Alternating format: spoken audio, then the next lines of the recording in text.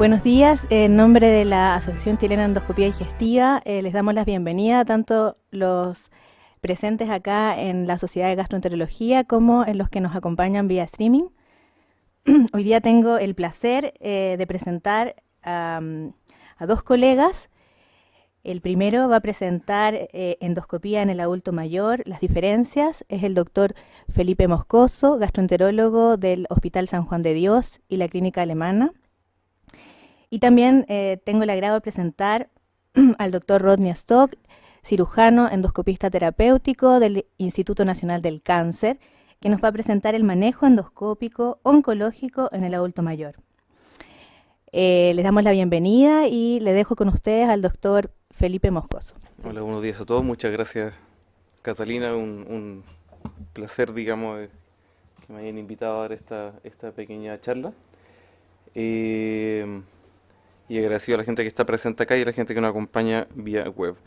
Como decía Catalina en la introducción, el tema de hoy es endoscopía digestiva en la tercera edad, o tercera y cuarta edad, como se venían a llamar en último tiempo.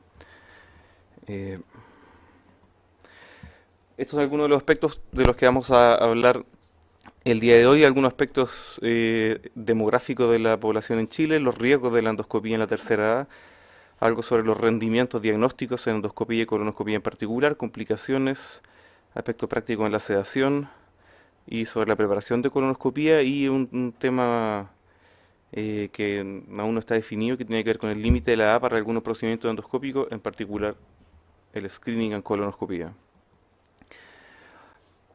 Bueno, de conocimiento de todo, yo creo que la población evidentemente está envejeciendo, eso viene ocurriendo hace bastante tiempo y como vemos en el gráfico que ustedes deben tener a su mano izquierda, son datos del Instituto Nacional de Estadística, vemos que la esperanza de vida al nacer ha ido aumentando de manera considerable en los últimos 60 años, cuando cerca del año 50 era en promedio entre hombre y mujer a 54 años, luego cercano al año 2000 ya era 77, dimensión, digamos, el brutal salto, digamos, de la esperanza de vida al nacer. Y esta es una proyección de la esperanza de vida desde los años 2000 hasta el 2050, y vemos que esto sigue en ascenso, especialmente en las mujeres que van a tener para esa época una esperanza de vida cercana a los 85 años. Por supuesto que la velocidad de este ascenso es mucho más discreta que la velocidad del ascenso de la esperanza de vida en los años anteriores, pero lo que ocurre es que cada vez nos vamos a ir enfrentando a una población que es, desde el punto de vista etario, mayor y que son los pacientes que probablemente más van a seguir consultando con los cirujanos y gastroenterólogos y en la endoscopía en general. Esta es otra manera de ver la misma situación. Al año 2016, estos son con los datos del último censo, esa es la distribución etaria de la población y vemos que ya no tiene la típica forma de campana o triangular que años atrás, digamos, veíamos la distribución de la población, sino que ya la población joven es menor, la población de mayor edad es mayor, y esta es la proyección del año 2050, y miren el dramático cambio, o sea, prácticamente son, si uno pudiese dividir, digamos, la población en tercios o en cuartiles, digamos, prácticamente todos tienen la misma distribución, o sea, claramente hay menos población joven, y evidentemente la proporción de adultos sobre los 65 años, y en especial sobre los 75-80, va en ascenso, digamos. ¿Qué es lo que pasa para nuestra práctica endoscópica diaria, digamos? Estos son algunos datos simples, digamos, que tienen que ver en el fondo con la cantidad de endoscopía, con la distribución etaria de los procedimientos endoscópicos que hacemos. Estos son en dos centros, digamos, un centro privado y un centro público a su derecha. Por supuesto, la mayoría de los procedimientos siguen siendo en gente bajo 64 años, pero si se fijan, cercano a un 20% de los procedimientos en este centro, digamos, privado son en personas de 65 años o más, un poco mayor, casi un tercio de la población atendida, esto es endoscopía digestiva alta, en este hospital tienen una edad mayor a 65 años y fíjense, 14% de la endoscopía, estos son datos de un número de endoscopía en el último año, 14% sobre 80 años. Similar en otros procedimientos endoscópicos de rutina, colonoscopía es prácticamente un cuarto de los casos sobre 65 años y RCP casi un tercio de los casos en personas sobre 65 años. Eso tiene que ver, por supuesto, también con el tipo de personas a las que es necesario hacer esos procedimientos, pero en el fondo esto es del día a día y un gran porcentaje de los procedimientos que realizamos son en mayores de edad. Bueno, son distintos los procedimientos endoscópicos en este grupo etario y tienen ciertas particularidades, hay ciertos riesgos asociados a la sedación, eso ya lo vamos a ver, ciertos riesgos asociados al procedimiento, algo de dificultad técnica, vamos a revisar el rendimiento diagnóstico de endoscopía y colonoscopía en particular, complicaciones y algo de información sobre la preparación para la colonoscopía que vamos a ver más adelante. Esto en realidad vale para cualquier procedimiento endoscópico, pero quizá tiene cierta relevancia en aquellos pacientes de la tercera edad. Uno, porque uno antes de se pregunta si realmente se justifica la solicitud de la endoscopía, de la colonoscopía, de la IRCP o del otro procedimiento que se está planteando hacer, digamos. Y en ese sentido, hay varias publicaciones, digamos, que en los últimos años se han centrado en los aspectos técnicos, sedación, complicaciones y en abordar el tema endoscópico en la tercera edad. Y la verdad que las indicaciones y las contraindicaciones no son muy distintas que las que se realizan para las personas más jóvenes, digamos, y la típica tabla de recomendaciones para hacer endoscopía de la ASCE, digamos, no varían dependiendo de la edad, digamos. Así que en ese sentido la justificación de la solicitud va por los síntomas o signos y en ese sentido no hay variación. Pero uno tiene que tener especial cuidado en el estatus cardiovascular y en las enfermedades concomitantes que evidentemente son más frecuentes en los pacientes sobre los 65 y en particular sobre los 75-80 años. El consentimiento informado como todo paciente, pero en particular considerar que estos pacientes tienen más dificultad en la comprensión, tienen riesgos mayores asociados a los procedimientos que le vamos a realizar y es importante que los pacientes los comprendan para evitar, entre otras cosas, a futuros problemas médicos legales. Ciertas precauciones especiales, digamos, que no son tan frecuentes, pero que al menos la sociedad americana se ha encargado de destacar, digamos, en algún párrafo, digamos, en los artículos relacionados a esto, que tiene que ver con el uso de marcapaso y desfibrilador automático implantable, digamos, y que en particular, digamos, recomiendan, digamos, el uso de algún imán habitualmente para, en el minuto del procedimiento y en particular en minutos de usar algún procedimiento, digamos, en el que haya involucrado electricidad, sean desactivados para evitar interferencia. El ayuno en particular no es distinto a la indicación general, tanto en pacientes jóvenes como en pacientes mayores de 65 años. ¿Por qué los pacientes de la tercera edad tienen mayor riesgo? Digamos, hay alteraciones fisiológicas del adulto mayor que explican, digamos, los riesgos que particularmente van asociados a la sedación. Ellos tienen menor oxigenación arterial, esto basalmente, digamos, y también con oxígeno suplementario, digamos, logran oxigenar de peor manera la sangre que los menores de 65 años. Tienen una respuesta cardiorrespiratoria a la hipoxia y la hipercarbia que está alterada, de manera que cuando ellos están enfrentados a la retención de CO2 y a la hipoxia, digamos, no tienen una respuesta de ventilación adecuada, digamos, y eso les hace salir de manera más dificultosa de estas situaciones. Tienen un mayor efecto depresor de la respiración frente a las drogas que usamos para la sedación y también tiene una alteración del reflejo del cierre glótico que está enlentecido, alterado, y por lo tanto eso determina que los pacientes mayores de 65 años tengan mayor riesgo de hipotensión, de hipoxia, de arritmias, de aspiración durante el procedimiento, en particular cuando se ocupa sedación endovenosa, digamos que da cuenta de la mayoría de los efectos adversos que se describen en los pacientes de la tercera edad, si bien vamos a ver no son habitualmente de severidad mayor, digamos. Y acá pite particular, ya lo vamos a ver más adelante, el riesgo de perforación, que no tiene que ver mucho con la sedación, sino que en particular, digamos, con el procedimiento, la colonoscopía y con la edad, que evidentemente aumenta conforme aumenta la edad del paciente. ¿Cómo es el rendimiento diagnóstico de la endoscopía? Hay varios estudios, uno en particular que quise destacar, hay un estudio italiano, prospectivo, 44 centros italianos, que tomaron todas las endoscopías entre 7 y 100 años, eran sobre 6.200 endoscopías, y en general encontraron que habían hallazgos relevantes en el 46% de los pacientes. Luego se hizo un subestudio de estos datos, digamos, que se publicó en el 2013, y se tomaron 3.147 adultos mayores entre 65 y 99 años, digamos, y se analizaron los riesgos y los resultados, digamos. De estos, cabía destacar que, como era de esperar, digamos, los mayores de 65 años tenían mucha más prevalencia de síntomas de alarma, eso parece lógico, baja de peso, disfagia, anemia, hemorragia digestiva. que aquellos perdón, los de mayores a sobre 75 años, digamos, tenían mayores síntomas de alarma que aquellos entre 65 y 74 años, prácticamente el doble, 29 versus 53%, esperable, digamos, porque a mayor edad, mayor patología relevante, digámoslo, de esa manera, digamos.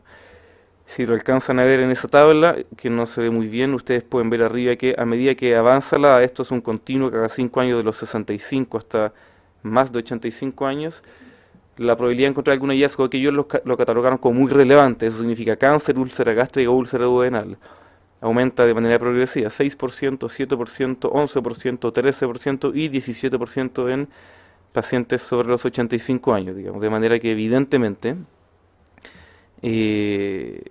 sobre los 65 años y de ahí en más la probabilidad de encontrar algún hallazgo de esta relevancia, cáncer o úlceras, es evidentemente mayor. Los otros hallazgos considerados como relevantes, que en realidad se referían a patología erosiva, esófago de Barrett, etcétera, digamos, se mantienen en una proporción alta, cercanas al 50%, que sumando los hallazgos muy relevantes son evidentemente mayores que el promedio de 46% que se encuentra, digamos, en una población general.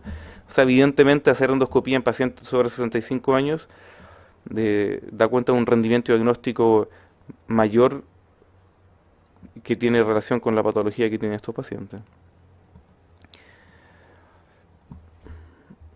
Perdón, respecto a que los predictores de encontrar algún hallazgo endoscópico relevante en este análisis tenían relación con el género masculino y los síntomas de alarma, digamos, baja de peso, disfagia, vómitos persistentes y anemia, lo que nos mantiene con el mismo pensamiento de que aquellos pacientes evidentemente son aquellos que tienen que ir a endoscopía digestiva alta con prioridad, digamos.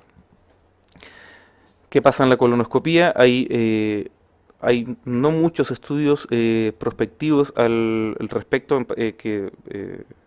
dedicados a comparar población menor y mayor de 65 años. Hay uno muy destacable que salió en endoscopía el año 2006, donde prospectivamente se analizan 2.000 colonoscopías seguidas, se comparan 1.000 en pacientes menores a 65 años y 1.000 colonoscopías en pacientes sobre 65 años.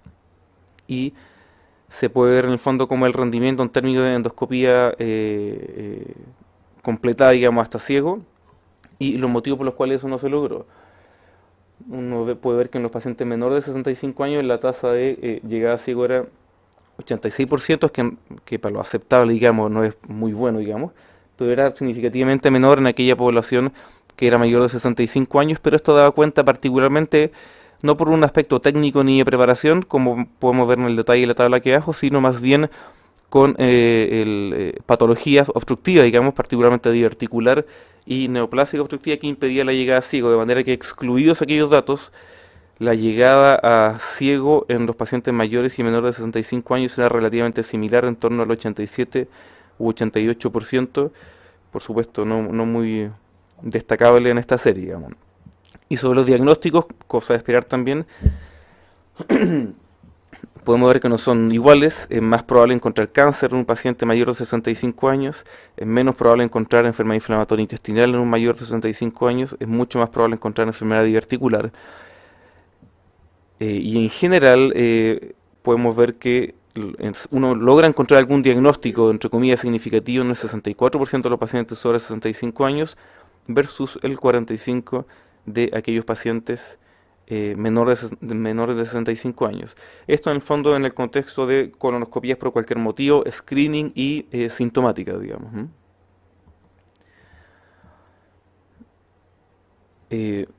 Hilando más hacia lo que se llama cuarta edad, digamos, esos 80 años en adelante, hay otro estudio prospectivo interesante, son 250 colonoscopías, 150 pacientes menores de 80 años, 100 pacientes sobre 80 años, a promedio 62 versus 82%, y ahí se refuerza un poco quizá lo que veíamos en la diapositiva anterior. La tasa de llegada a ciego es notoriamente menor, 99% para los pacientes menores a 80 años, evidentemente mucho mejor a lo aceptado, y en pacientes sobre 80 años 90%.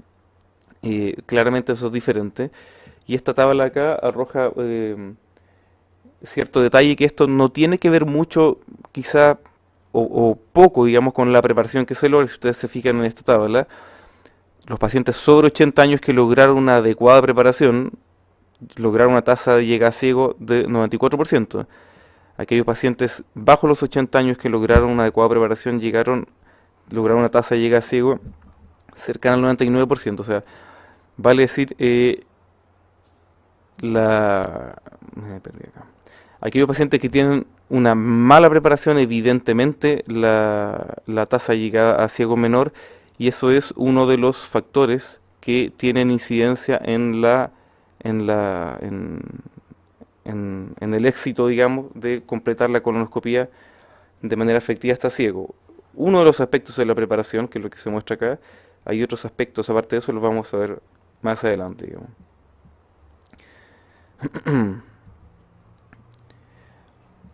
Sobre las complicaciones en general, hay bastante información al respecto. La inmensa mayoría tiene que ver con estudios retrospectivos de grandes bases de datos sobre las complicaciones de los procedimientos endoscópicos en general. Hay un estudio prospectivo que toma 214 pacientes de edad bastante extrema, digamos, entre 85 y 95 años, a destacar muchos de los cuales, esto es endoscopía, colonoscopía e IRCP, se hicieron sin sedación. Solamente el 60% usó sedación, habitualmente midazolam o midazolam y fentanil, y vemos que las complicaciones por lo general no eran muy frecuentes, a pesar de que el N a analizar no es muy alto. Una perforación en cerca de 100 colonoscopías, una pancreatitis en 20 IRCP, el número es bajo, de manera que evidentemente los pocos casos de complicación se acrecientan. En 64 pacientes de endoscopía digestiva alta, solamente una taquiarritmia que fue transitoria, digamos, sin mayor relevancia, digamos. Y también en pacientes que van a endoscopía alta terapéutica por hemorragia digestiva no variceal, esto es lo que ve este estudio, también un estudio prospectivo en pacientes sobre 65 años, perdón, de los cuales la mitad de estos tenía sobre 65 años. Uno ve que las complicaciones luego de la endoscopía, en particular aspiración, neumonía aspirativa y problemas cardiovasculares, no eran distintas, digamos. De manera que en general se acepta que no hay mucha diferencia en la tasa de complicaciones en endoscopía digestiva alta en pacientes que tienen menos de 65, mayores de 65 años. ¿Qué es lo que ocurre en la colonoscopía? El mismo estudio prospectivo que le nombraba en las dos diapositivas antes, 2000 colonoscopías, comparando menores de 65 y mayores de 65 años, con edades promedio de 54 versus 75, se ve que las complicaciones son relativamente menores, 0,2%, y que en los pocos casos, que eran 4 si mal no recuerdo, eran o una taquicardia o una bradicardia transitoria que no requería ninguna maniobra de mayor complejidad, digamos, para sacarlo de esa situación. De manera que son complicaciones infrecuentes, no graves, y al menos en esta serie no se observaron perforaciones, digamos.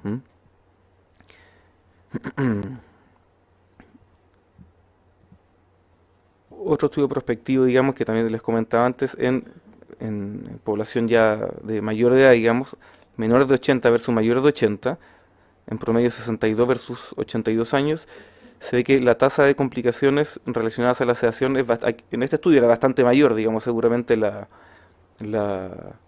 método de pesquisa, digamos, fue bastante más incisivo. Si ven 9 versus 15% en menores y mayores de 80 años, en hipotensión y desaturación 27 versus 19%. Esta fue lo único que logró significancia estadística, de manera que, claro, es esperable, un mayor de 80 años puede saturar un poco más, pero de la misma manera ninguno de estos efectos adversos determinó una relevancia clínica que ameritara, digamos, alguna maniobra más compleja, digamos. Por lo demás, la mayoría de los episodios de hipotensión y de saturación tenía relación con la dosis de sedante que se utilizó en esos pacientes.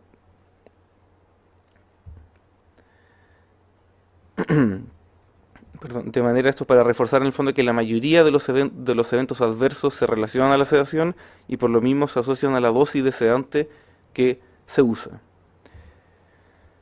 ¿Qué es lo que pasa con la perforación? Que es un gran temor en pacientes de mayor edad. Digamos, hay un estudio retrospectivo con un gran número de pacientes sobre 270.000 colonoscopías, en los cuales la perforación en la población general fue del 0,08%, digamos, y en aquellos pacientes sobre 80 años fue un poco más o cercano al 50% mayor, digamos. Fue 0,12% de todos los procedimientos, y en este gráfico, que va separado por edad, si ven 18 a 50 años, 50 a 65, 65 a 80 y sobre 80 años, se ve que la tasa de perforación es bastante mayor, digamos. Esto es en porcentaje, digamos, 0,06, 0,06, 0,08 y 0,12%. De manera que aquí se nota de manera bien gráfica que sobre los 80 años la tasa de perforación en la colonoscopía, y que en particular se asocia, digamos, a la dificultad del procedimiento y a procedimientos como la polipectomía, hacían de manera notable, digamos. Y eso, por supuesto, no tiene que ver con la sedación, tiene que ver con el procedimiento mismo. Otro de los riesgos que habitualmente uno le tiene temor, digamos, es el sangrado post-polipectomía, eh, y hay publicaciones u opiniones, digamos, variadas sobre si la edad realmente es o no un factor que aumenta el sangrado post-polipectomía, y al menos en esta revisión, que es grande, relativamente reciente, del año 2014, un estudio retrospectivo de Reino Unido, sobre 160.000 polipectomías, en los que la edad no fue un factor relevante en el sangrado post-polipectomía, solamente fue la ubicación de la lesión, ciego en particular, y el tamaño de la lesión, digamos, de manera directa sobre los 15 milímetros de tamaño de lesión.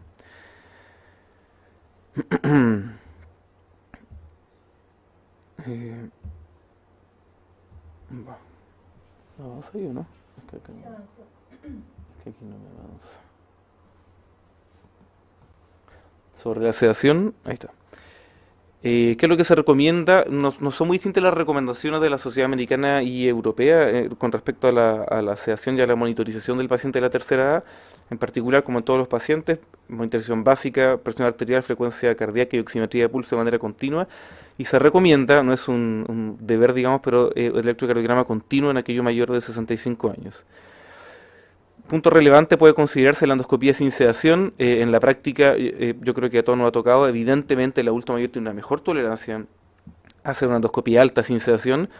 Hay un estudio en el que particularmente se evaluó esto el año 2004, en que se compararon endoscopía alta de pacientes sedados versus uso de placebo. Y evidentemente los pacientes sobre 75 años tenían una tolerancia bastante mejor, y del punto de vista de la costo-efectividad era mejor, los pacientes lo toleraban bien, el procedimiento se consideraba satisfactorio desde el punto de vista del endoscopista, y en el hospital, digamos, donde me desempeño yo, de San Juan de Dios, la inmensa mayoría de la endoscopía alta, especialmente en este grupo etario, la hacemos sin sedación, y la verdad que el inconveniente, digamos, es mínimo. También se puede considerar colonoscopía sin sedación. Esto en la práctica, lejano para mí, me parece que en el país también eso es bastante lejano, pero este estudio de 2.000 colonoscopías que habíamos anteriormente, un gran porcentaje, 40% de las colonoscopías sobre 65 años se hicieron sin sedación. Esto es, creo que Inglaterra, no lo recuerdo bien, pero notable, digamos, la tasa de colonoscopía sin sedación endovenosa. A destacar. ¿Qué es lo que recomienda la Sociedad Americana en términos de drogas a usar? Sedación moderada, especialmente con una benzodiazepina, de preferencia midazolam más que diazepam, y algún opioide, de preferencia fentanil sobre meperidina, digamos. Y en particular algunas precauciones sobre la mezcla de estas drogas con dropediol. Recomiendan una precaución extrema, digamos, de uso de dropediol en sobre 65 años, en particular por el uso por la prolongación del QT. También precaución con el uso de ketamina, porque en realidad está bastante más probado en pacientes menores, y por esta reacción conocida como de emergencia de elucidación y delirium que puede tener en pacientes mayores.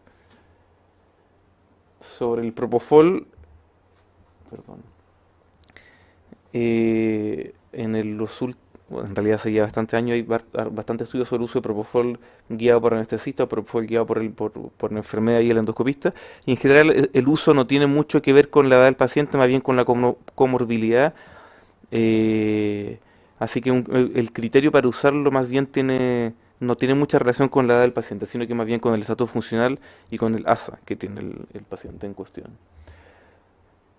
Sobre los fármacos, unos pocos datos puntuales. Considera que el clearance de fármaco en un paciente mayor de edad está disminuido. Eso tiene relación con el volumen de distribución grasa, menor clearance hepático, renal, etcétera. Y sobre las drogas, lo que se recomienda en general es disminuir la dosis que se usa de los fármacos que comúnmente se utilizan. Midazolam en particular bajar la dosis 20% en aquellos adultos mayores, eso significa una dosis inicial cercana al 0.03 miligramos por kilo, eso en general es 1 o 2 miligramos en un bolo y luego repetir dosis similares cada 2 minutos según el nivel de sedación, y de manera similar al fentanil, en el que la recomendación americana es habitualmente usar 50 o 100 microgramos de manera inicial, pero en este grupo etario la idea es bajar 50% de la dosis, de manera que lo recomendado es iniciar con 25 o 50 microgramos y luego dosis cercanas a 10-15 microgramos cada 2-5 minutos dependiendo del nivel de sedación que uno va logrando. Con Propofol lo mismo, no hay una recomendación numérica, pero la idea es, si se va a usar en bolo, bajar la dosis, no se especifica cuánto, y si se va a usar como infusión continua, bajar la velocidad de la infusión continua. Sobre la preparación, un par de palabras. Es sabido y conocido por los estudios y por la práctica que la preparación de los pacientes para colonoscopia habitualmente es deficiente en los pacientes de la tercera edad. Eso puede tener relación con la tolerancia, con el tipo de preparación, con la comprensión de las instrucciones, y lo publicado es frecuencias bastante variables. 4 al 57% de los adultos mayores que van a colonoscopia están insuficientemente preparados, digamos. Sin embargo, no hay ninguna evidencia hasta ahora para hacer recomendaciones puntuales en aquellos pacientes adultos mayores, y eso es lo que se ve en las guías americanas y europeas sobre preparación de colonoscopia, digamos. Solamente se hace notar que la tolerancia a los agentes y la limpieza que se logra es por lo general comparable, en particular si uno compara polietilenglicol, que es lo más usado, con fosfato oral. Sin embargo, se recomienda evitar este último agente, el fosfato de sodio, digamos, por los riesgos adversos que en particular tienen relación con la falla renal, con hipocalemias, hiperfosfemias, hipocalcemias que pueden ser graves, de manera que a lo menos en la Sociedad Americana de Endoscopía y la FDA puso un warning al respecto de no usar fosfosoda en pacientes sobre 65 años. Esto es una tabla de uno de los estudios que revisamos anteriormente y vemos que en general, si ven acá abajo, los pacientes sobre 80 años en este estudio, digamos, tenían un 16%, esto es una tasa de mala preparación, 16% estaban mal preparados versus los pacientes menores de 80 años, que era 4%, digamos, y esto no tenía mucho que ver con el agente que se usaba. Si comparamos polietilenglicol era 15 versus 5%, si comparamos fosfosoda oral era 17 versus 3%, o sea, la mala preparación no tiene que ver mucho con el agente, tiene que ver más bien con consideraciones propias de la edad, tolerancia, comprensión de la instrucción, etcétera. Y finalizando, este tema diario para todos nosotros, digamos, screening de cáncer colorectal, digamos, ¿en qué minuto nos detenemos, digamos? Porque en eso las guías tampoco han logrado establecer algún límite etario, y en realidad es porque no se puede, digamos. Dos datos relevantes para discutir esto es, evidentemente, a mayor edad hay mayor posibilidad de encontrar algún adenoma avanzado y cáncer colorectal. Eso es evidente, la tasa de cáncer colorectal y adenoma avanzado es mucho mayor sobre los 65, sobre los 75 y sobre los 85 años, de manera directa.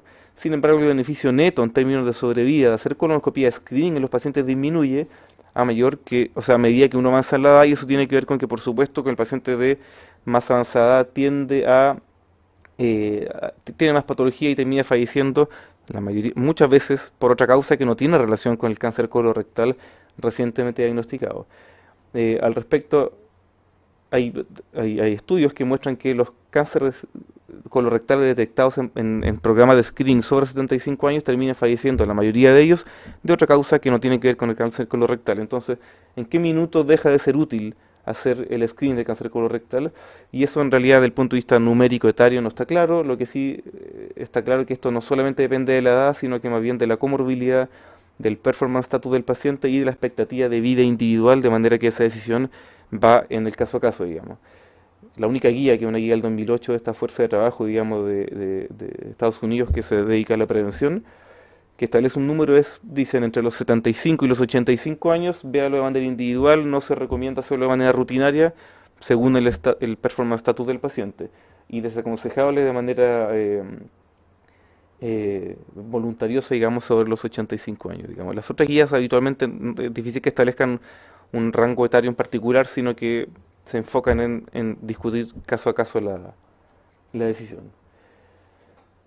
Y bueno, terminando, digamos, a destacar, digamos, la endoscopía de ERCP no hablé, digamos, pero los datos son completamente extrapolables, digamos, es bastante segura y con riesgo similar en los adultos mayores. El riesgo diagnóstico tanto de endoscopía y colonoscopía es bastante elevado. Vimos que en la mayoría de los casos uno logra encontrar, digamos, alguna causa relevante.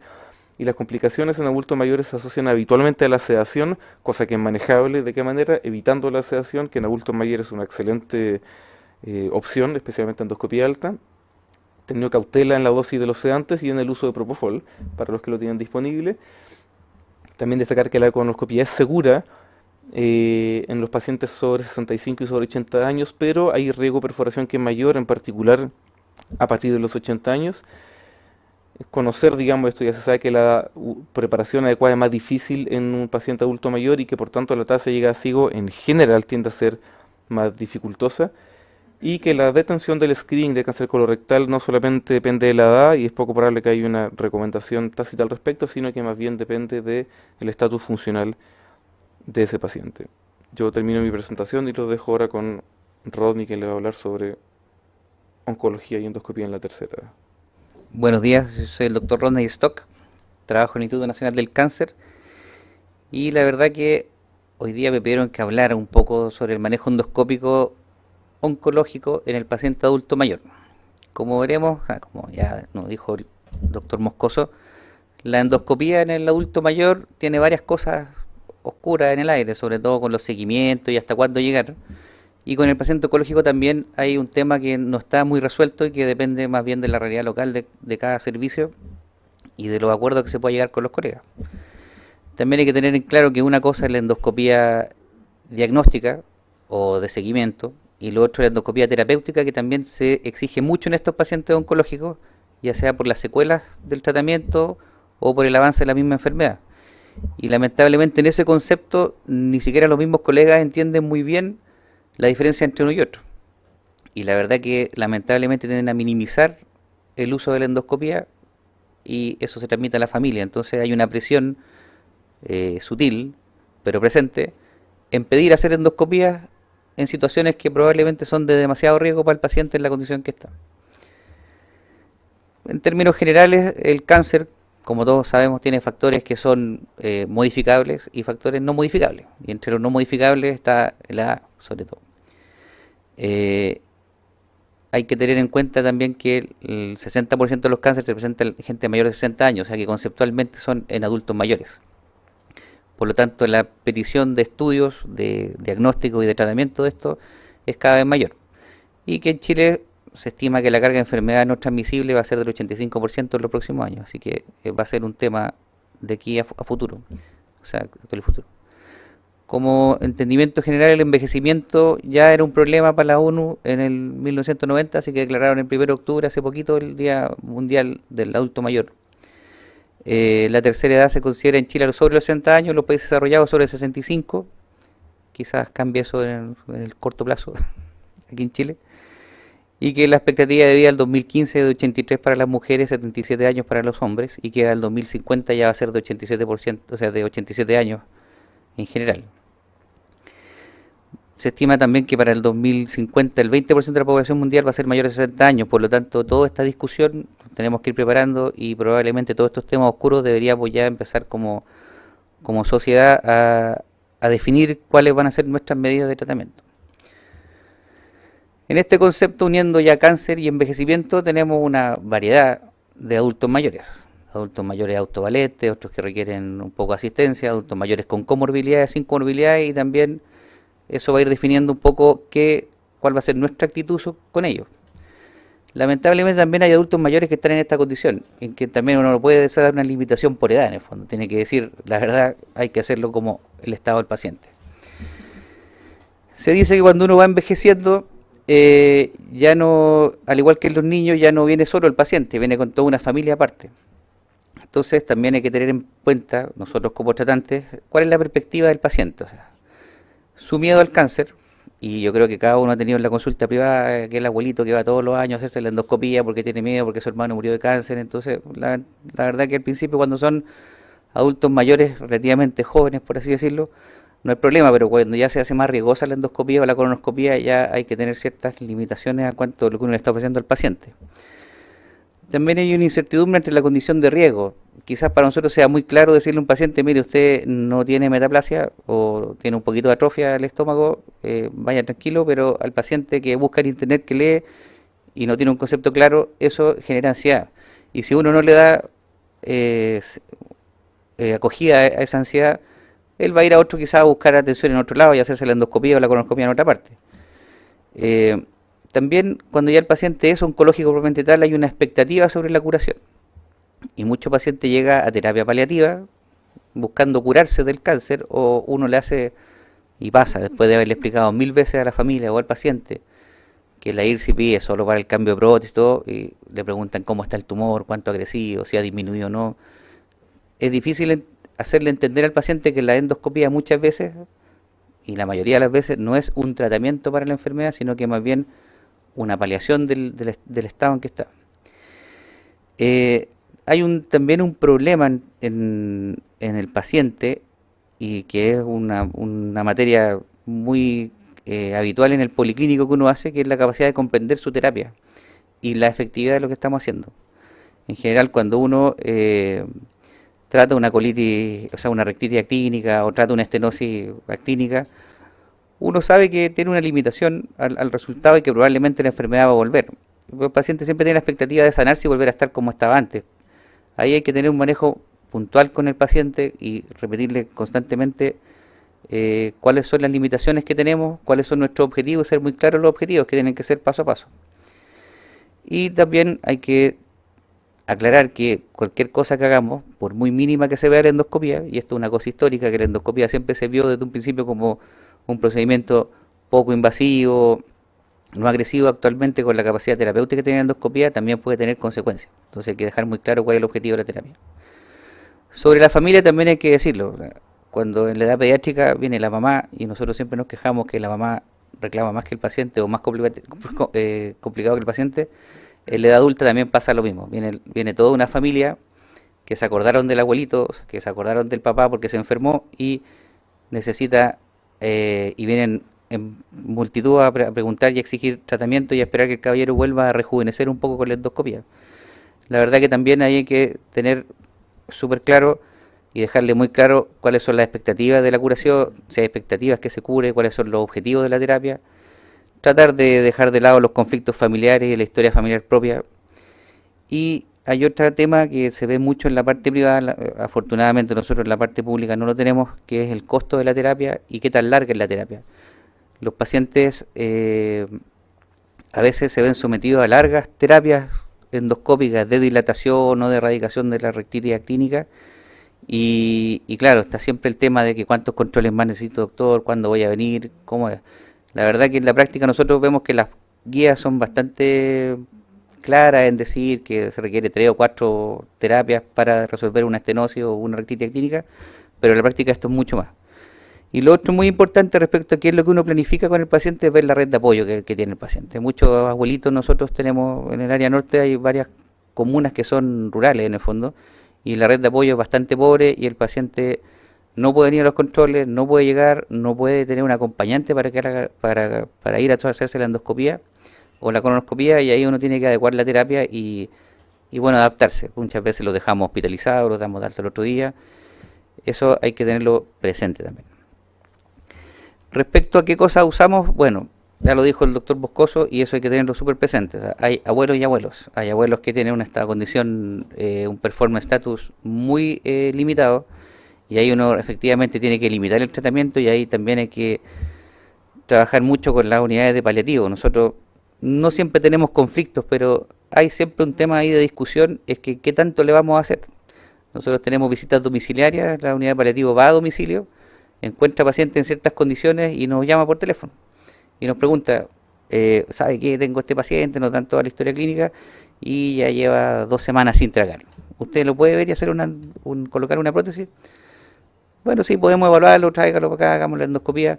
Bueno, al final nos llega un paciente que en realidad está premortem. Entonces ahí hay un tema que también nosotros tenemos que ponernos de acuerdo, y tampoco hay una claridad en cómo hacerlo. Y por otro lado pasa el otro tema, que hay pacientes que llegan muy tardío teniendo una condición muy probable de paliación adecuada, pero que el médico tratante también desestima lo que se puede hacer por el paciente. Y hay que ser súper claro en decir, nosotros llevamos, por ejemplo, 5 años colocando prótesis sin ninguna limitación de tiempo ni de costo en el hospital. O sea, tenemos la posibilidad de colocar prótesis de esófago de un día para otro. Pero así todo no nos llegan pacientes, hay pacientes que se pierden, pacientes jóvenes, que se pierden en esta evaluación porque el tratante se le fue o no estimó que tenía que colocarlo. Entonces eso es muy importante que lo tengamos presente. Las evaluaciones de performance status, aquí un poquitito nosotros usamos el ECO, que está el Karnofsky, están los clásicos, pero lo importante es tener una idea clara de cómo está el paciente y qué es lo que vamos a lograr con el paciente. Básicamente eso es lo que uno tiene que hacer con la endoscopia. En este sentido, ¿cuáles son los objetivos principales de nosotros, comunidad de endoscopia? Primero tenemos todo el tema de la pesquisa y el seguimiento, que ya lo habló bien el doctor. ¿Cuál es el apoyo al tratamiento médico y quirúrgico que podemos dar comunidad? ¿Qué manejo de complicaciones y secuelas le podemos ofrecer al paciente posterior al tratamiento, después de la radioterapia, después de la cirugía, después de la quimioterapia? Y por último, ¿qué oferta de paliación tenemos y de mejora de la calidad de vida del paciente que ya está en una etapa terminal de la enfermedad? Aquí es muy importante trabajar en conjunto y en comités multidisciplinarios. Una cosa es lo que uno crea que puede hacer o la capacidad que uno tenga como equipo quirúrgico o la cantidad de dispositivos que uno tenga para aplicarle al paciente. Y otra cosa real es lo que el paciente quiere de su vida, lo que la familia quiere de su vida y en realidad la condición y lo que le podemos esperar para que su muerte o su proceso de enfermedad sea lo más digno posible. Entonces hay que tratar de aplicar una medicina más bien personalizada y no guiarse tanto en lo que dice la pauta o la guía. ¿Ya? En cuanto a la pesquisa y seguimiento, bueno, está claro, nosotros en el hospital trabajamos con una línea de pacientes que son de pesquisa y una línea de pacientes que son de seguimiento, que son los operados en el hospital. Para el cáncer gástrico tenemos claro qué es lo que tenemos que hacer con la infección con el Helicobacter pylori y tenemos la aplicación del protocolo de Sydney que la HED recomienda hacerlo hasta los menores de 75 años. Pero la pregunta siempre que queda de cajón es que qué hacemos con el paciente que a los 75 años tuvo un Olga 3 o un Olga 4 sin una lesión focal. ¿Qué hacemos con él? ¿Lo seguimos siguiendo anualmente? ¿Nos saltamos el tiempo? ¿Lo ajustamos a su expectativa de vida? Esos son temas que todavía se discuten y no está muy claro. Con respecto al cáncer de colon, el doctor también fue claro en decir que hasta los 75 años se recomienda el seguimiento. Pero las guías no son absolutamente claras en definir límites de edad. Habitualmente en la práctica lo que dice, bueno, si a los 75 años tuvo una colono normal, y le quedan menos de años de vida, no requiere más colonoscopia. Pero ahí hay que ajustar a la expectativa de vida.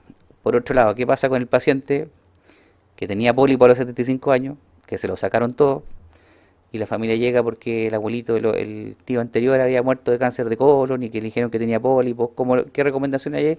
No está claro. Y sobre todo en este tema de la colonoscopia, que es un tema habitual, que también lo vemos nosotros muy frecuentemente, el paciente que tiene una colonoscopia, le sacamos pólipos hace 3 años, le hicimos una colonoscopia de control, le encontramos un pólipo chico, lo sacamos, pero tenía un Boston 7.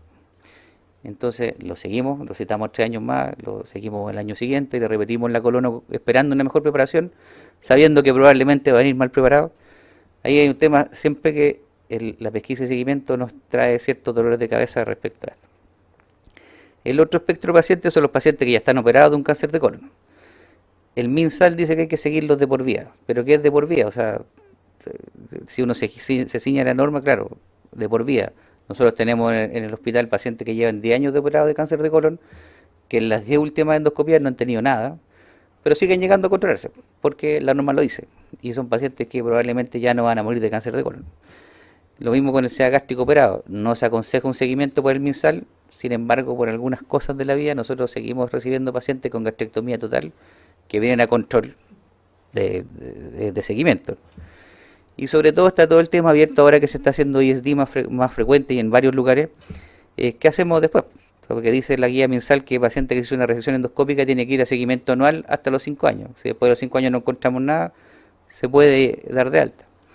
Ahora efectivamente los japoneses, hablando con los japoneses, ellos hablan que para ellos un paciente con cáncer gástrico es un paciente crónico.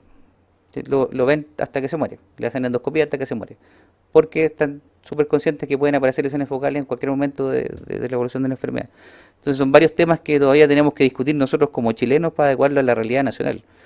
Yo sé que las guías internacionales juntan mucha un número grande de pacientes, pero nosotros tenemos una realidad muy particular, nuestro sistema público es de una manera y nuestra endoscopía también es de una manera. Está todo el tema de la calidad de la endoscopía, si la endoscopía que estamos haciendo es de calidad o no, y si la preparación del colon es buena o no. Ahí hay un tema bastante amplio como para darle seguridad al paciente en lo que estamos haciendo. En condiciones, ¿qué hacemos para el apoyo de manejo médico o quirúrgico? Hay varias situaciones. Yo creo que el principal problema que tenemos nosotros que nos enfrentamos al hospital es el manejo de la condición nutricional del paciente. Todos los pacientes que llegan a terapia oncológica de una u otra manera vienen desnutridos por algún lado, hablando de patologías digestivas. Entonces, en ese sentido, tenemos que tener un manejo de sondas enterales, que es frecuente que nos pidan para mejorar la nutrición, el estado nutricional preoperatorio, la instalación de gastrostomía, ya sea como para planificación de la radioterapia o como una medida de alimentación permanente. Están las sondas de avance yunal que se colocan con cierta frecuencia en pacientes que no tienen acceso por vía oral y que necesitan nutrición enteral continua. El manejo de prótesis como un estadio previo a la cirugía también lo estamos haciendo para mejorar la ingesta oral. Las dilataciones, que también tienen su riesgo, nos llegan pacientes de repente para dilatación previo a la radioterapia, que ahí no lo cuestionamos con los doctores, en realidad preferimos colocarles prótesis o definitivamente una gastrostomía. El drenaje de la vía biliar preoperatorio también es un tema que nos solicitan, sobre todo con bilirrubina sobre 15. El manejo de obstrucciones, que en general lo limitamos al colon, que es colocar prótesis de colon preoperatoria para mejorar la condición del paciente como una medida puente. Nosotros no colocamos muchas prótesis de colon porque no nos llegan, no tenemos urgencia, pero las veces que lo hemos hecho es como un puente, no lo usamos ni siquiera como paliación. Y sobre todo la marcación de lesiones, tanto preoperatorios como marcación con tinta china, para la radioterapia, que es delimitarlos, dejarle marcados los límites al radioterapeuta, y últimamente estamos haciendo braquiterapia de lesiones recidivadas, que también estamos marcando la lesión para que le puedan aplicar una dosis de braquiterapia en el momento los radioterapeutas. El manejo de complicaciones y secuelas, bueno, las complicaciones postquirúrgicas, la más habitual que tenemos son las filtraciones. Nosotros las manejamos generalmente con prótesis o con macroclip. Hemos tenido una buena experiencia con eso. La verdad que los pacientes son bastante agradecidos, han dado bien. El manejo de la estenosis también es un tema complejo de abordar. Hay estenosis postoperatorias que son muy difíciles de manejar. Nosotros hemos visto que son recidivantes, cosa que la literatura no lo dice. La literatura es como bien sencilla en decir, bastan 2 o 3 dilataciones y el paciente queda bien y listo, ya ahí quedó. Pero nosotros hemos visto en la práctica que hay estenosis que recurren. El paciente tú lo tratas, quedó dilatado, pasó 2 meses bien y vuelve a los 6 meses con una nueva estenosis. Pensamos que puede ser por la misma radioterapia, por problemas de irrigación, hay varias cosas, pero ahí siempre está el conflicto con el cirujano, en el fondo. Con el cirujano y con el tratante. Bueno, ¿hasta cuándo quieres que yo dilate a este paciente? Y ¿hasta cuándo tú decides hacerle otra terapia complementaria? O sea, te puedo decir, ¿sabes qué? Lo puedo seguir dilatando eternamente con todos los riesgos que eso implica, pero esto no va a andar, no va a andar con la endoscopia, tienes que resolverlo tú. También el tema de las fístulas crónicas es otro problema grande que tenemos. Si bien la literatura habla mucho de cerrarlos con macroclip y todo el asunto, en las fístulas crónicas, sobre todo en las fístulas rectovaginales, la cosa no anda. Habitualmente esos pacientes terminan desfuncionalizados y tenemos poco que aportar nosotros. Tampoco es lugar para prótesis, no es para otra cosa. El manejo de colecciones, ya sea tanto por endosonografía o por la misma endoscopía, lo hemos hecho, hemos tenido buenos resultados y la verdad que eso anda bastante bien. Y secuelas por radioterapia alta y baja, tenemos una corte chiquitita pero significativa de pacientes que hemos tenido que dilatarlo en forma retrógrada, que hemos tenido que abrir el esófago a la fuerza porque tiene una sinequia importante y larga del esófago por radioterapia. Hemos tenido buenos resultados, la verdad que los pacientes se logra permeabilizar bien el esófago, y donde más tienen problemas es la parte del trastorno deglutorio que queda como secuela de la radioterapia también.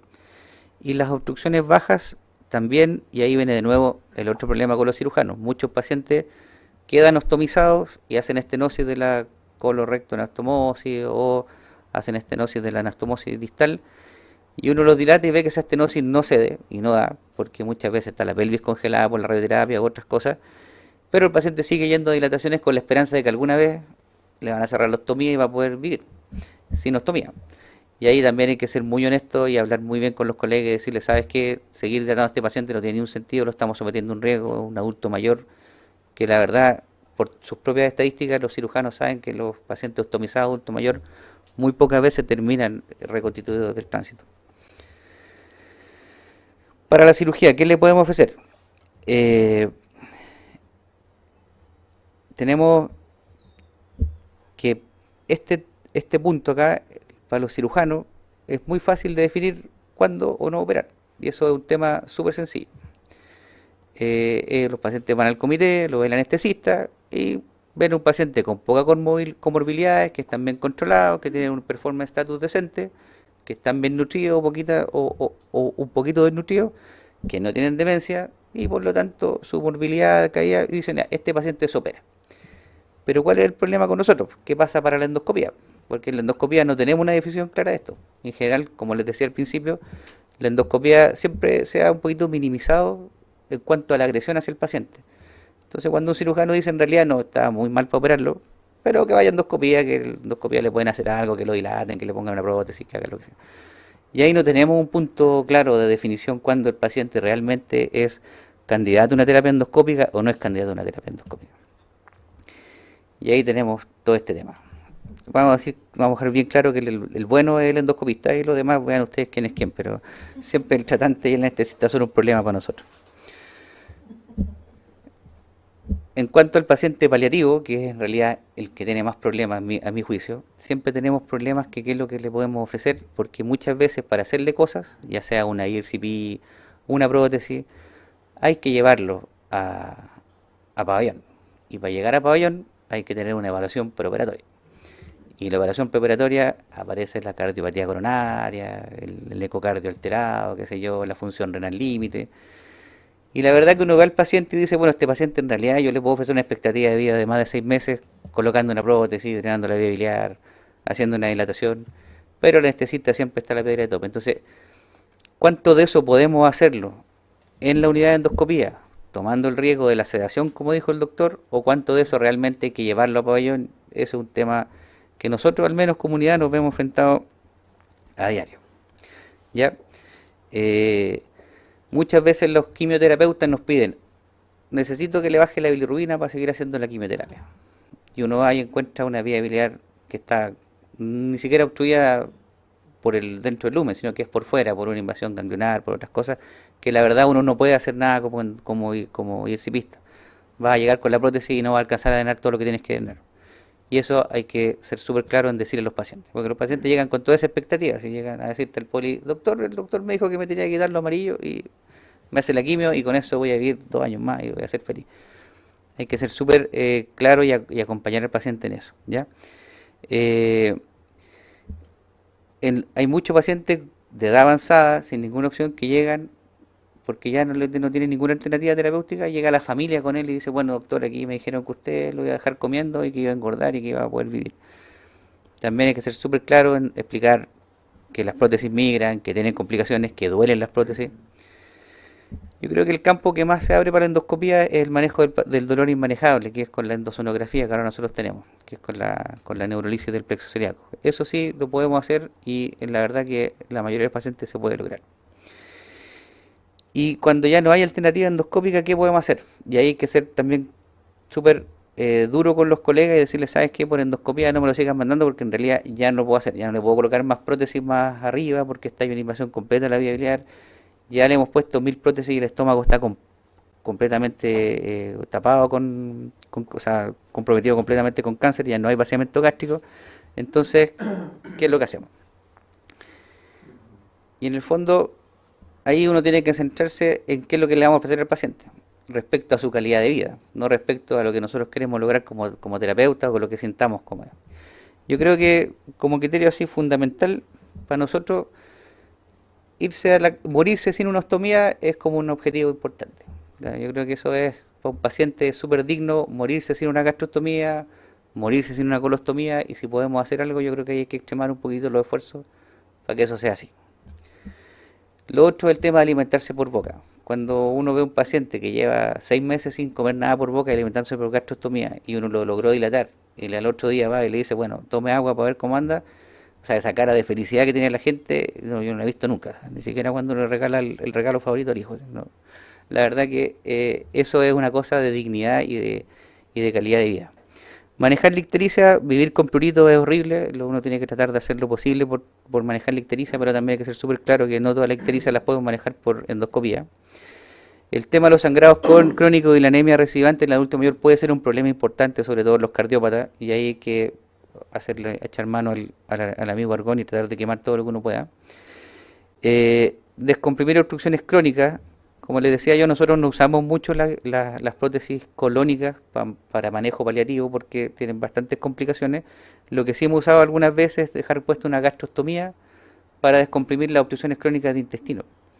Pacientes que hacen obstrucciones recurrentes de intestino delgado, a veces colocamos una gastrostomía de descompresión. Y sobre todo, cuando uno planifica lo que va a hacer con el paciente, uno tiene que tratar de limitar al máximo la estadía hospitalaria, ojalá ingresarlo el mismo día o la noche anterior y tratar de darlo de alta el día siguiente y no hacer cosas, y en el momento que uno está haciendo el procedimiento tener muy presente de no hacer cosas que vayan a significar una complicación mayor para el paciente que le haga estar sus últimos meses de vida en una hospitalización prolongada. Como reflexión final, los procedimientos endoscópicos son atractivos para los colegas y para los pacientes. Es mucho más fácil decirle a alguien, sabe que van a ir y lo van a operar por endoscopía, le van a sacar el cáncer por endoscopía o le van a dar esta obstrucción por endoscopía, en vez de tener que operarse, que entrar para allá, que le hagan un tajo y toda la cosa. Pero también hay que ser súper consciente en aterrizar las expectativas que los colegas y los pacientes tienen de la endoscopía. Yo creo que cuando uno ya tiene un cierto tiempo haciendo esta cosa, sabe que hay cosas que se pueden hacer y cosas que realmente no se pueden hacer y que son anecdóticas o que en realidad someten al paciente a mucho riesgo. Hay que acompañar al paciente en el proceso de la enfermedad y garantizar su acceso y la reconsulta. Nosotros tenemos un sistema de puertas abiertas en la unidad. Entendemos que el paciente oncológico es un paciente que no tiene tiempo para pedir hora en el poli si se le desplaza la prótesis o empieza con disfagia. Es un paciente que tiene que saber que cuando empieza con esos síntomas algo está pasando mal con lo que le hicimos. Y tiene que tener acceso directo con la secretaria o ir a la unidad y preguntar.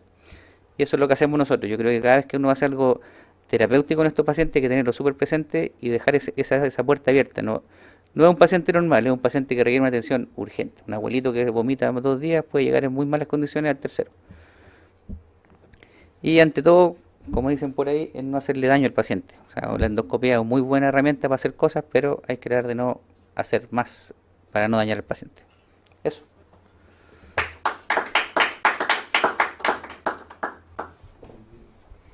Muchas gracias, doctor Stock. Acá he recibido muchas felicitaciones de los colegas de distintas regiones y le quería preguntar si en el ámbito que usted trabaja, si existe algún caso que nos pueda comentar en que usted ha dicho, no, en realidad aquí no corresponde terapia endoscópica terapéutica en un paciente oncológico. O sea, la verdad, sí, hay varios casos en general, como les comentaba, tenemos cierto tema con la ictericia y los oncólogos médicos hacen quimioterapia, ¿ya? En general es muy complejo plantearle a un colega y decirle, sabes que la ictericia probablemente no es por la vía biliar obstruida, sino que es más bien por una invasión masiva del hígado, por metástasis, o probablemente la obstrucción está más arriba. Hemos tenido cánceres intrahepáticos que no tienen manejo en el fondo, que no podemos llegar con prótesis ahí arriba. Otros casos, bueno, eso han sido como las cosas más fuertes. Ahora también el tema de la estenosis actínicas también es otro tema que nos da cierto dolor de cabeza, porque, y lo creo que tú lo has visto también, aquí en el fondo llegan los pacientes a dilatarse una y otra vez y de pronto la deformación esofágica es tan importante que quizás el único objetivo que uno pudiera plantearse es que el paciente pueda tragar saliva y nada más en el fondo, ni siquiera comer. Y vaya con su gastrostomía, pero pueda tragar saliva, que es bastante digno para ellos también, porque estar escupiendo frecuentemente no es agradable para nadie. Pero también, pues dejar súper claro que si no se mejora el trastorno de glutorio, nosotros no sacamos nada con tener un tremendo tubo en el esófago abierto si el paciente no va a poder tragar.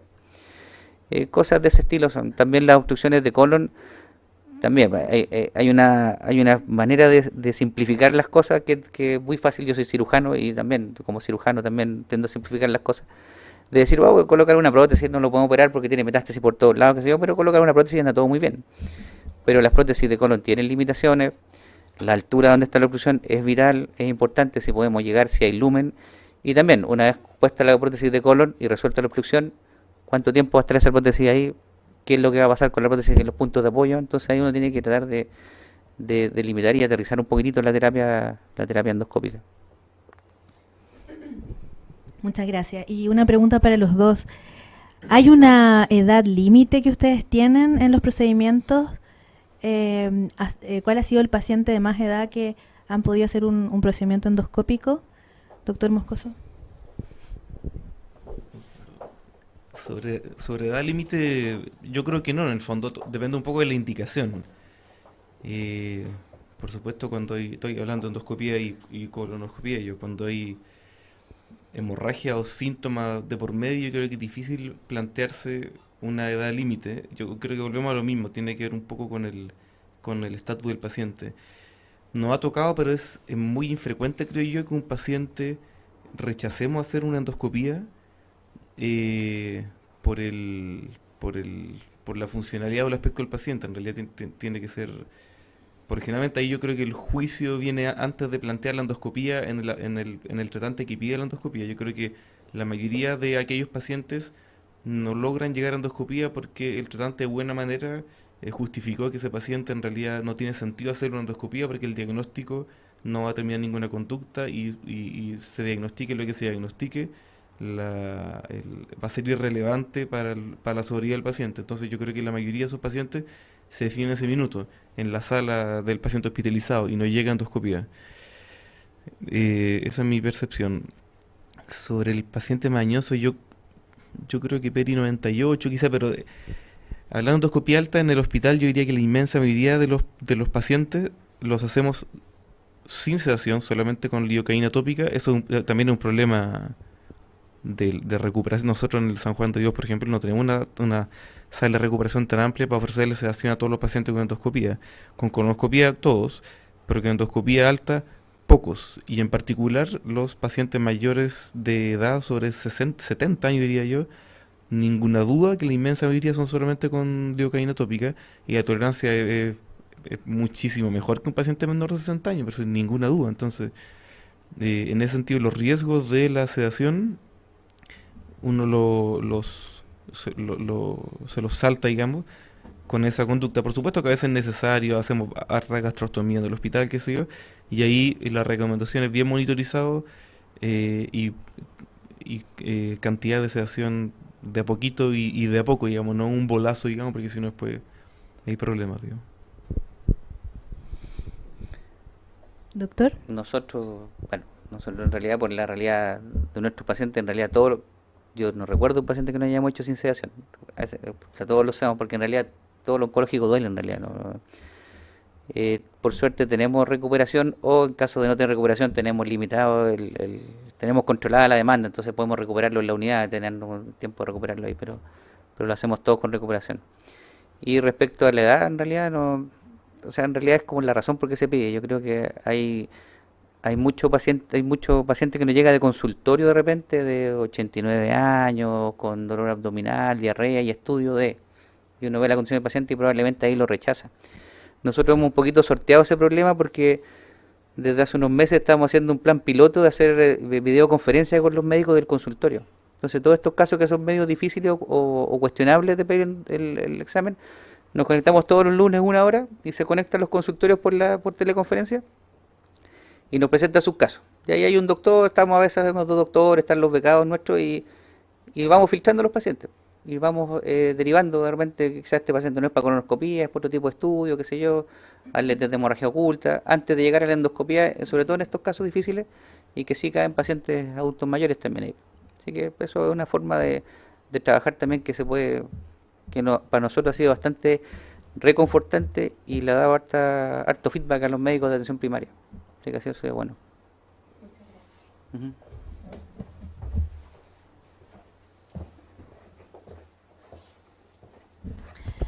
Bueno, le agradecemos a nuestros 2 colegas, el doctor Moscoso y el doctor Rodney Stock, estas muy buenas conferencias. Y también queremos agradecer los puertos conectados. Tenemos varios puertos, Temuco, Puerto Varas, Puerto Montt, Santiago, también internacionales, Bolivia, nos están viendo vía web. Así que les agradecemos su presencia y el que nos hayan seguido esta mañana. También quiero finalizar y dejar los invitados desde la CHET a nuestro curso precongreso, que lo vamos a realizar el día martes 27 de noviembre. Comenzamos a las 2 de la tarde, así que para todos los interesados, para que comiencen ya a inscribirse, está muy prometedor, así que los dejo invitados desde ya a nuestro curso precongreso. Así que muchas gracias y que tengan un buen día.